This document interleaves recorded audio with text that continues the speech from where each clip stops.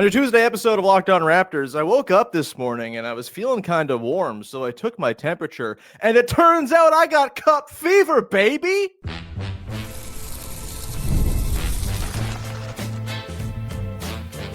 You are Locked On Raptors, your daily Toronto Raptors podcast, part of the Locked On Podcast Network, your team every day. Hey, what's going on? And welcome to another episode of Locked On Raptors, part of the Locked On Podcast Network, your team every day. It is Tuesday, December the 9th, and I'm your host, Sean Woodley. I've been covering the Toronto Raptors now for 12 seasons on various platforms. You can find all my work over on Blue Sky. You can find the show on Instagram. You can join us in the Locked On Raptors Discord server. As always, it's 100% free to join. Link in the description of the podcast. And also in the link in the description of the podcast is a link to go and subscribe to the Locked On Raptors Everydayer Club. $5 a month or $50 a year gets you ad-free episodes of the show. Helps me out real nice. So if you want to go do that, thanks in advance for going and subscribing to be part of our Locked On Everydayer Club. You get the ad-free show plus other cool, fun perks. Today's show is brought to you by FanDuel. And if you want to be right in the middle of the action this season, visit FanDuel.com and place your live NFL bets all season long. And we are off and running here on a Cup Tuesday edition of the podcast. Yes, the Toronto Raptors host the New York Knicks tonight at an ungodly hour of 8:30 p.m. Eastern time in the NBA Cup Quarterfinals. A trip to Vegas on the line to the semifinals and perhaps the finals beyond that. And here to tee up this game, every angle of it, it's a single elimination game. We get to talk like matchups and X's and O's and really sort of fine-tooth comb stuff. It's very exciting. We'll get to all of that and our predictions for the game with our dear pal, Vivek Jacob from Raptors in 7. Big V, do you have cup fever too? I do. I am all in, baby. It only matters if you're in it, and the Raptors are in it. Hell yeah. Hopefully to win it. Yeah, it would be really cool if they could win it, especially considering it's also a regular season game, and the last few regular season games have not gone terribly swimmingly for your Toronto Raptors. Would be a nice way to snap the skid. Let's get into some of the big picture stuff with this game before we dive on in. First of all, just like, again, to preface it, I love the cup, unironically. I know there's some people out there who respect the cup, ironically. This is not a place for that. We actually think it's cool and good that the NBA Cup exists and that these types of games happen. It is December the 9th, and we have a single elimination basketball game to watch.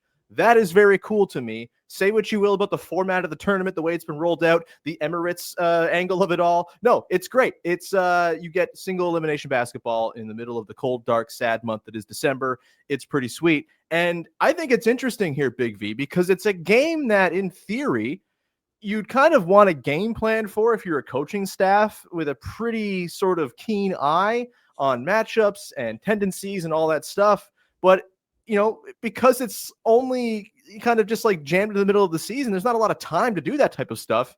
I wonder just how much we'll see this game treated like a pseudo playoff game tonight. I really hope we do, though, because I think that's what makes single elimination basketball so fun. It's the variance of it all. If a team makes an adjustment the other team's not ready for, all of a sudden, whoa, this game's out of hand. What are you looking for, big picture, going into tonight's game? The Raptors, of course, on their skid. They are still 11th in offense, 7th in defense per clean the glass. The Knicks, 2nd in offense, 13th in defense. A very, very, very good offensive team that now has OG Anunoby back as well. We'll get to some of the injury stuff in a sec that could hang over this game too, but big picture, what are you looking for?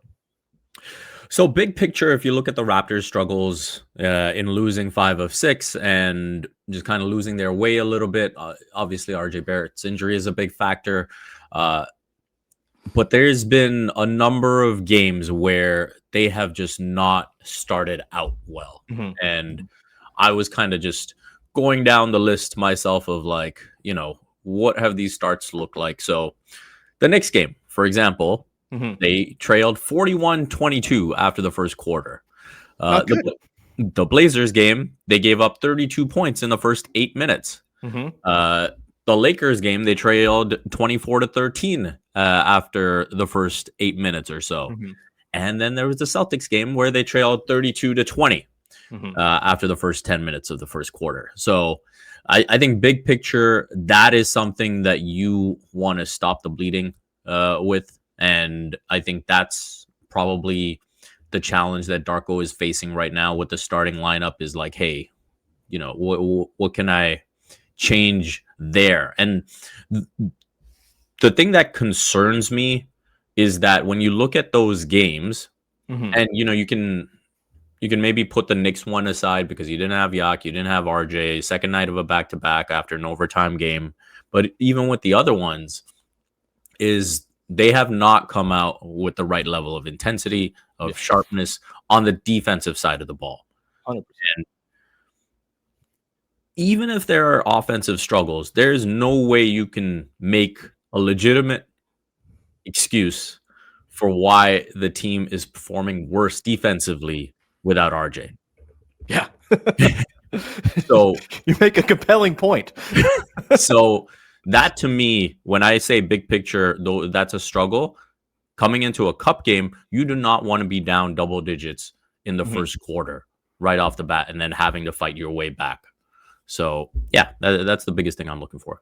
Yeah, a really good start would be great. And it's interesting because like they clearly are capable of playing that sort of connected, energetic defense. We saw it in the back part of the Celtics game, right? Like they really locked it down. They do it in the third quarters with the same right. lineup. Every third quarter, it's their playground to be excellent at basketball on both ends. It's remarkable. And yeah, you make a really good point about RJ. You take him out of the starting five, you put in Jacoby Walter, who I think a lot of people would agree is one of, if not their best, just pure on-ball defender. It is a little bit baffling. And I wonder, the offensive struggles, how much is that bleeding into the defense and all of that? Like it's all very much connected, right? But I do think there's, it was like a need for urgency out of the gate. And look, if you can't get up for the cup, maybe you got to do some soul searching. I think it's a pretty, valid thing to say. As far as the injuries in this game, those are going to matter. Obviously, no RJ Barrett yesterday. The Raptors reported he got a PRP injection at least one more week. Not ideal. Was hoping maybe they could sneak him back in for this game, but maybe that was wishful thinking. No Jamison Battle either, who in a game against a team that bombs a lot of threes might have been someone you could have used. And then Jamal Shead is questionable with the quad contusion that he suffered late in the game against the Celtics. Of those, I mean, we know the RJ situation right now. We know not having him is a big deal. He's obviously the biggest injury, but let's go to the Jamal Shead thing. This is a team that, has had trouble with point of attack defense. I think Jamal Shead has actually been party to those problems as well. I don't think he's been fantastic as a point of attack defender for long stretches of the season. But with Jalen Brunson on the other side, you're going to have some good point of attack defense in this game. And obviously, you don't really want to play Immanuel Quickley 48 minutes as your lone guard out there. How would you sort of tackle the absence of Jamal Shead if he can't play in this game, Big V? Is there sort of different lineup combinations you might try? Do you just ride Quickley as far as you can and just hope that, he can kind of carry the day offensively? You miss those two guard lineups, which have been effective, though less so of late.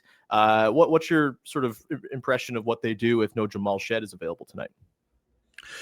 Yeah, that would certainly be a tough one. I think you do ride Immanuel Quickley as much as you can. But beyond that, I think there might be some opportunities to, just because of the type of guard Jalen Brunson is, and then you look at the general size of their wing players between Bridges and OG and Josh Hart.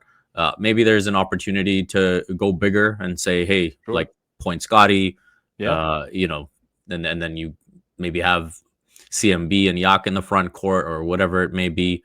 So I think that's something that could be an option just with the general size of the Knicks in the wing department and, Brunson's like propensity to like post up and just stuff like that. I think you could go bigger. But yeah, at the same time, if there was one, positive that you could take away from that Knicks game, it was the way that Jacoby Walter defended Brunson. Yeah. And so I think blocked his ass once. Awesome.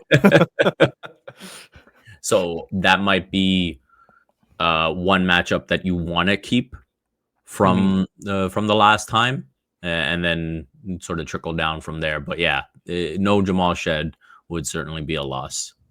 Yeah. I like the idea of going jumbo. Obviously point Scotty is not a thing I think is a full-time thing, but in certain matchups, certainly, especially like you said, like the wings across Hart, OG, Bridges. Tough to go and find mismatches against those guys. But if you can get Brunson stuck on someone big just because there's no one else for him to hide on, and you can kind of run actions through that, I think that could be effective, especially if Karl-Anthony Towns plays as well. I mean, this is going up against the Knicks, right? It's trying to draw Towns and Brunson into as many actions as you possibly can. That said, Towns is questionable for this game. He's got calf tightness. He missed the last game against the Magic for the Knicks. It's the Cup, so maybe he'll play. But if he doesn't play, like, it kind of changes the dynamics of the matchup pretty significantly. When he's in there, it's sort of this thing where you're going to have Jakob Poeltl likely stretched out guarding him. If he's not in there, then you likely are going to have Jakob Poeltl guarding Mitchell Robinson, and the sort of the battle underneath will become a pretty key battleground for the game. We'll get into Mitchell Robinson stuff a little bit later on too, something that they could maybe try to do strategically with him regarding his inability to make a single free throw. But, what do you think is sort of, I mean, obviously Towns is really good. I do wonder if the matchup is, a little more friendly if he's in there, just because he's maybe someone you can kind of knock around a little bit. Then again, you have Poeltl stretched out on the perimeter when he's not looked so good in space. I think it's an interesting dynamic as to the Towns thing. One way or another, the Knicks are very good and will be favored in this game, I think. But whether he plays or not, I think changes how the Raptors are going to attack this pretty significantly. Yeah, no question about it. I think Towns historically has had really good games against the Raptors, put up some big numbers. Obviously, he had that game winner last season in Toronto. And so I do think that he's a bit of a matchup nightmare for the Raptors, but also having Yak in this matchup will help a lot. So I do think you need the size, and then obviously, how much do the Knicks still lean on Mitchell Robinson? That will be probably an area where you can get Yak on the floor more, that type of thing. And I think it's a huge swing, right? Like if you go from no Towns and you're dealing with Mitchell Robinson and Huck Porty, that becomes a lot more comfortable for Yak. But yeah, you might have to come up with some creative defensive schemes to keep Yak in the paint as much as possible, if not. It's tough to get creative against the Knicks too, because they just have so much shooting. And I think in the past life where Josh Hart is Brick River, you would be like, okay, maybe this is a game where this is not something the Raptors have done often, but like maybe this is a game where we stick Poeltl on Hart. And just sort of have him roam the paint, and then just leave Hart to take as many threes to his heart's content, no pun intended. And then you maybe stick Scotty on Towns. I think Scotty can more than handle that matchup physically. I think, obviously there's a height disadvantage, but otherwise I think I feel pretty comfortable with that. But yeah, it's not, you can't do that because Josh Hart is hitting 38% of his threes and playing out of his damn mind right now. And so fewer places to go and hide Jakob Poeltl to try to keep him paint bound. It's we'll get into some more of the matchup stuff coming up in a sec. We'll get into the Walter Brunson stuff a little more deeply, talk about where we'd throw the other Raptors wings defensively, and continue to break down what should be a really, really fun game at the bank tonight. We'll do that coming up in just one sec. Today's show is brought to you by FanDuel. NFL Sundays move fast, one big play, and suddenly everything feels different. That's what makes live betting with FanDuel so exciting. You're not just watching the game, you're reacting to it in real time. With FanDuel, you can place live bets as the action unfolds. Every drive, every momentum swing, every highlight moment. Live betting is best when the game starts to shift. A receiver gets hot, a defense tightens, and the momentum flips after a turnover. FanDuel lets you jump into the moment. You get live spreads and money lines as they adjust instantly. Player props update as guys heat up throughout the game as well. And you can bet next touchdown scores, drive results, totals, and more. Keeps you locked into every snap, every drive, and every possibility. And of course, it's not just the NFL. You can go throw some money down on futures for the MLB next season. Of course, if you want to pick who Kyle Tucker is going to sign with in free agency, you can go throw some money down on that as well. If you're a baseball fan with Weather Eye on the winter meetings, it's all there for you to go and check out over at FanDuel's very easy to use website. So if you want to be right in the middle of the action this season, visit FanDuel.com and place your NFL live bets all season long. FanDuel, the game moves fast, and so can you. Today's show is also brought to you by Doer. And look, the holidays are here, and this time of year, I ain't worrying about what to wear to my holiday parties because I'll just be wearing my Doer jeans because they are perfectly adaptable for functions or lazing around at home. They are lifestyle apparel engineered for movement and versatility. And whether you're on the go, traveling, at home, lounging around, doing your thing throughout the holidays, they are the pants you want to be wearing. Doer invented the original performance denim, and they give the best of both worlds, combining classic jeanswear style with the kind of comfort and performance you get from athletic wear, designed to look great, stay comfortable all day long, all year round. It's time for you to experience the comfort of Doer. I know you're going to love them because I love them. Pick up a pair yourself or as an amazing holiday gift for someone in your life. Check them out at the Doer store in Toronto, 44 Ossington Avenue. Go check it out. Mention my promo code LOCKEDONToronto in store to get 15% off your order, or check them out online at duer.ca/LockedOnToronto for 15% off. That's duer.ca/LockedOnToronto. Go get some pants. Back at it here, talking Raptors, Knicks in the Cup quarterfinal tonight with Big V, Vivek Jacob. A reminder, go check out the Locked On Raptors Everyday Your Club. Link in the description of the podcast. Sign up, get ad-free episodes. So it's just me, uninterrupted. What a wonderful thing. All right, Big V. Matchup stuff. You mentioned briefly Walter on Jalen Brunson. That feels to me like it's going to be the linchpin matchup of this game.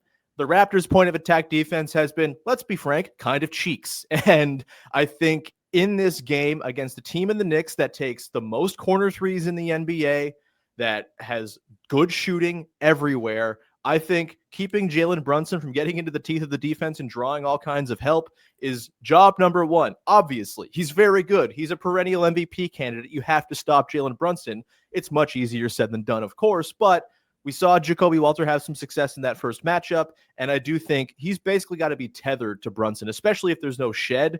Maybe there are times where you throw Scotty Barnes on him to sort of spook him a little bit and see if he can, affect him with his length. I think Scotty's done a pretty good job hanging with guards in space. Not Anthony Simons, apparently, but we can forget about that. But yeah, where are you at on the sort of plan of attack when it comes to Jalen Brunson? And do you think this is a game where maybe they should kind of scale back the dials on the aggression just a little bit to avoid getting in rotation against a team that just takes so many threes and hits them damn well? Yes and yes. I do think that Jacoby Walter starts out on Jalen Brunson. If it ain't broke, don't fix it. That matchup went well. I'm sure Jalen Brunson will have watched the tape and said, hey, I'm not getting punked by a second-year player, and he'll try to make a point tonight. But I think you start out that way and at least see where it's going first before you go to plan B or whatever it may be. I think in terms of the matchups, I think Scotty is an option. I think, if you watch even, possessions where he was guarding Jaylen Brown, not to compare Jaylen Brown and Jalen Brunson, but those possessions where like Jaylen Brown is like trying to get him to bite on the pump fake and Scotty's not buying it. I think that's exactly what you want to see against Brunson, right? He's going to use a lot of those head feints, a lot of pump fakes to try and get you off balance and all of that. So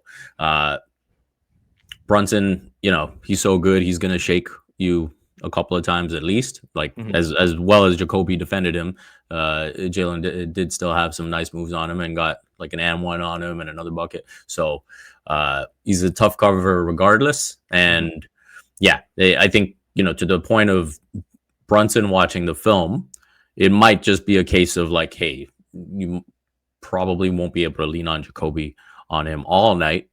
So you just want to be able to throw him different looks. And then in terms of being a bit more conservative, yeah, the more Jacoby is able to stay in front of him, the more it allows you to do that too, right? Yeah, and you aren't having to sell out and, scramble and rotate sooner than you'd like and hit that panic button. So yeah, it really starts with Jalen Brunson. He's the head of the snake for a reason. And yeah, if Jacoby can stay in front of him, that's half the battle won. And look, as with any great player, like you got to throw different looks to your point, and you'll spring a couple of traps on him. I'm sure you'll switch at times. You'll kind of throw the whole kitchen sink at him because that's if you throw one coverage at a guy over 48 minutes, he's going to eventually solve it and figure you out. But I do think the sort of baseline intention should be a little bit more conservative, a little more conservative as opposed to just kind of constantly putting yourself into rotation against a team that's really going to punish that. You mentioned the sort of going jumbo idea. I do think this is a game where like Scotty, Mamu, Murray, Boyles lineups are ones I want to see when Pirtle's not on the floor. I think Mamu is someone who can try to stretch out, Towns, for example, keep him in sort of rotation on the perimeter. That's a big deal. Maybe they just stick him on Murray Boyles, but Murray Boyles has shown he's a very capable and eager 3-point shooter, at least so far in a small sample. Maybe they don't care about that. But if he keeps on making them, then that's great. In a single elimination game, if Colin Murray Boyles goes 2 of 4 from 3, that could very much be the difference. Where are you looking at matchup wise and just saying, whether it's on the offensive or defensive end of the floor? I have one, but I'll throw it at you. I think Cat. I think Cat is the one that you look at and say he's had some really, really strong games against the Raptors in the past. And when they're able to go with that 5-out lineup, I think it takes away a lot from what the Raptors try to do defensively. And so I think that is probably the biggest for me. Beyond that, like if there's a matchup to be won, like the way Josh Hart was able to just impact the game and just be a terror on the glass and just do a little bit of everything, like that type of stuff can, especially in a single elimination game, can be the X factor that takes you out of it. But like, I think, it's a bit of Occam's razor here for me with Cat. See, mine is OG guarding Brandon Ingram. That worries me a little bit. OG is, if you aren't familiar with his work, pretty good at guarding other good players. And I think, obviously the Raptors' offensive balance has been thrown off by no RJ Barrett. Their side-to-side stuff has a little less punch without him, but it's still a pretty core tenet of their offense, which is get it to Ingram, draw 2 to the ball, and start reversing the play. And I don't know how often they're going to need to send 2 to the ball if OG Anunoby is guarding Brandon Ingram. I think this means that, I'm assuming they're going to throw OG on Ingram. Maybe they'll mix it up and throw him on Scotty at times too. But I do think, if Scotty does have Bridges guarding him or Hart, I would guess Bridges probably is who draws the assignment of Scotty. Like Scotty's got to go and just kind of take it to that matchup. I know Bridges is very good. I think Scotty's kind of got the physical edge there, though. He's obviously a bigger dude. I think that's probably one you got to try to work the advantage with, and maybe he becomes your agent for drawing 2 to the ball. I also think like OG is so good, I'd almost be trying to rope Bridges into actions just to get, like, if Bridges is guarding Scotty and OG is guarding Ingram, I'd prefer Ingram to try to go up against Bridges than OG. So I might be trying to rope him in there. Also think this is a really important game for IQ as like a screener, right? Like we've seen them bust him out as like a flare screen guy. And if Brunson's going to be guarding him, we'll see how eager the Knicks are to sort of concede switches there. But I think using Quickley, screening for Ingram, screening for Scotty when those 2 big wings are guarding him, like that's going to be a huge way for them to try to pull this defense apart a little bit too. They're not a great defense. They're the 13th defense in the league. I think there are places to poke at, and obviously Brunson and Towns are the 2 big ones. But yeah, the wings are going to be ever-present factors because the Raptors' 2 best players on offense are wings and the 2 best defensive players for the Knicks are wings. And I think that's going to be a really fascinating tete-a-tete between both guys on each side. Any thoughts on that before we move on to some final thoughts? Yeah, no, I think that is a good point about OG on BI. I think I wonder if it helps if the Raptors are happy to just say, "Oh, finally we get someone who's just doing single coverage on BI." It's a nice. And hey, maybe he has like an out-of-body experience shooting game, right? Like, yeah. But yeah, and maybe on some level, that gets the ball moving a bit better too. I know it might not make sense out loud, but I feel like he hasn't been great at recognizing the double teams. Yeah. And so maybe if he's just in single coverage and he just recognizes, okay, I don't have a look here, maybe it just gets out of his hands a bit quicker. Sure. Yeah, that'd be nice. Again, unless he's having one of those games where he's just draining every single 18-footer, in which case they probably win the basketball game. It's a game that I think, variances could very well play a big part in this one. The Knicks obviously were red hot from 3 in their first game. No Deuce McBride in this game. We forgot to mention that. He obviously killed them with like 4 threes in the first 6 minutes of that game. Maybe their capacity for just shooting you out of the game early is a little bit diminished there. But they're a damn good offense, they're a damn good shooting team. And so I think, like if they have a rough night from 3, single elimination ball, baby, that could very much be the difference too. We'll come back into the side here, Big V, get into some final thoughts, some predictions, and will the Raptors hack a Mitch? We'll get to that coming up in just one sec. Today's show is brought to you by Mint Mobile. And look, there's no reason to let big wireless drain your wallet, especially during the holidays. Right now, Mint Mobile is running their best deal of the year. All of their unlimited plans are 50% off. That means you can lock in 3, 6, or even 12 months of unlimited premium wireless for just $15 a month. It's the easiest way to take your overpriced phone bill and give it the Scrooge treatment. And what makes this even better is how simple Mint makes the switch. No contracts, no nonsense, just real savings and real quality service. Switching to Mint lets you keep your same coverage for a lower price, and you get to keep your number and all that good stuff as well. You can set up, only taking a few minutes as well. It's very, very smooth and easy. Turn your expensive wireless present into a huge wireless savings future by switching to Mint. Shop Mint unlimited plans at mintmobile.com/LockedInNBA. That's mintmobile.com/LockedInNBA. Limited time offer. Upfront payment of $45 for 3 months, $90 for 6 months, or $180 for 12 months. Plan required. Taxes and fees. Initial plan term only. Over 35 gigs may slow when network is busy. Capable device required. Availability, speed, and coverage varies. See mintmobile.com. Back at it here with Big V, talking Raptors, Knicks, and the quarterfinals of the NBA Cup tonight. Some sort of X factor things underlying this game, some predictions we'll get to in a second here. But I want to ask you, first of all, Mitchell Robinson is shooting 17.6% at the line this season. How? I don't know. It's remarkably bad. He is someone who figures to be a pretty key component of the Knicks game plan tonight, especially if Karl-Anthony Towns can't go. Obviously, the Raptors are a team that fouls a lot, ends up in the bonus early a lot. You don't maybe want to just rack up fouls willy-nilly, but could you see in this single game situation where every point is going to matter, every possession is going to matter, the Raptors busting out the hack and Mitch set strategy in this game? Yeah, absolutely. I think especially if Towns isn't in there, I do think you use it strategically, as you said. It's not like something I'm looking to do right out the gate to start the game. First possession, set the tone. This game will be oops all Mitch free throws. Garrett Temple, get in there, do your fouls. Yeah.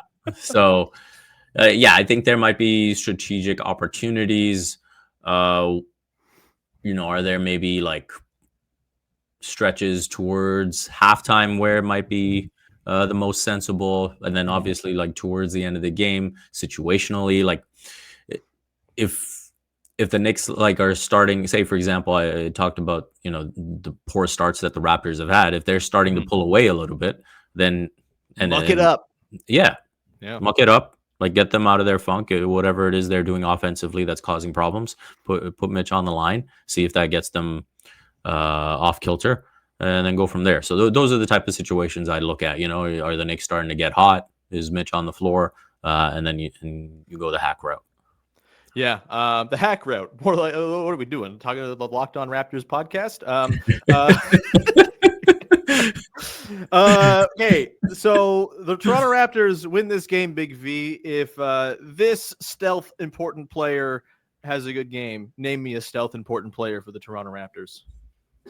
Stealth important player for the Toronto Raptors. You know what? He kind of popped off a little bit in the last game. And I think the Raptors might have found just a tiny bit of what they've been missing. I'm going to go with AJ Lawson. Love it. I think that, the way he plays the game, especially if you were just watching possessions when they were on the offensive end, his constant movement, his constant just searching for space, trying to navigate, trying to, just create better opportunities for his teammates, for himself. I think that's something the Raptors have been missing a little bit. Like, you do not see him flat-footed at any point in the offense. And like just even just little, like when you see like BI or Scotty finishing at the rim, You can just see him, initially, cutting towards the rim, then sort of peeling back towards the 3-point line for the kick out. Like, those are the types of things that he brings to the table that I think that the Raptors have missed. So, yeah, if there's a stealth pick I'm making for an impact tonight, I'm going to go with AJ Lawson. I love that pick. I was really impressed with him against the Celtics. He was playing like the dude who goes to pickup, and his whole thing is just, I'm going to set as many screens as possible. And, just kind of like, all right, I'm going to set one here and slip to the rim here and kind of just do little things to, to sort of make defenses have micro decisions throughout a possession. And we've talked about the lack of sort of second side punch without RJ Barrett. In theory, he might be the guy most capable of kind of filling in that absence at this point. Like, we have not seen it from Jacoby Walter. We've not seen it from Grady Dick. Maybe those guys have good games. It would be nice if both of them did, for sure.